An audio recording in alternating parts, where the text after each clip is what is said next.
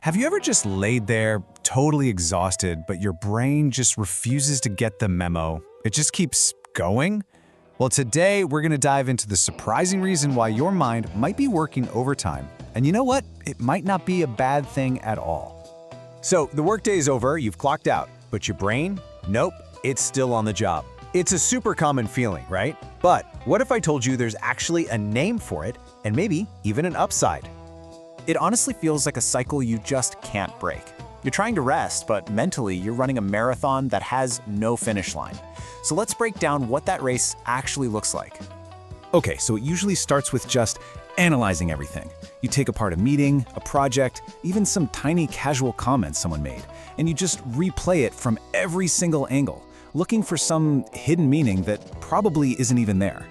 And then comes the personal instant replay, right? You go over every little conversation, what you said, what they said, and of course, what you should have said.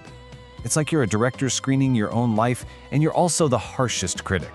And you know where this all leads. All that analysis just spirals into worry. The what-ifs completely take over, and you're stuck in this draining, non-stop loop, imagining all these future scenarios you have absolutely no control over. But here's a thought. What if this mental hamster wheel isn't some kind of flaw? What if it's actually a feature? A sign that you're working with a really powerful engine? This brings us to a really cool concept called cognitive depth. So what is cognitive depth? Well, it's basically the tendency for a highly active mind to just keep processing and analyzing information, a lot of the time without you even trying.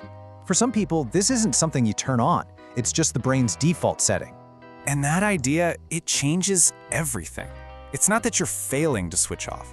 It's that your brain's engine is just running at its natural high speed. It's literally doing exactly what it was built to do. A great way to think about it is like a computer's CPU that never idles. You know, even when the screen is dark, it's in the background running all these complex tasks. That's your brain. It's always calculating, always processing, even when you really wish it would just take a break. But as you can imagine, a CPU that never sleeps uses up a ton of power. And that brings us to the real cost of having a mind that's always on, the drain. It's a pretty predictable path straight to burnout. You've got this continuous mental activity, which leads directly to some serious mental exhaustion.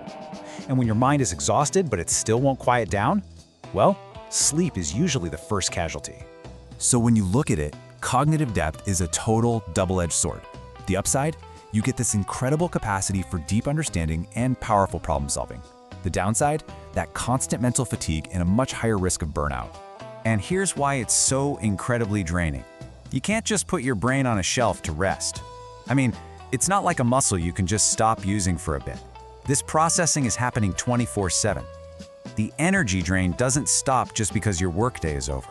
So what is the single most important thing to remember about this relentless mental engine? Well, it all really comes down to just reframing how you think about it. If you remember one thing from all this, let it be this. Your overactive mind isn't a bug that needs to be fixed. It's a core feature of your mental operating system, and it's directly linked to your capacity for deep thought. So, let's just put it all together one last time. That constant mental analysis, it's not some random tick. It's actually linked to high intelligence. This always-on state has a name. It's called cognitive depth. And while it's a powerful tool, it's also the very thing that can lead to that deep mental exhaustion and those sleepless nights. Which of course leaves us with the most important question of all. If this powerful engine is just part of who you are, how do you learn to manage it? How can your amazing capacity for deep knowledge actually coexist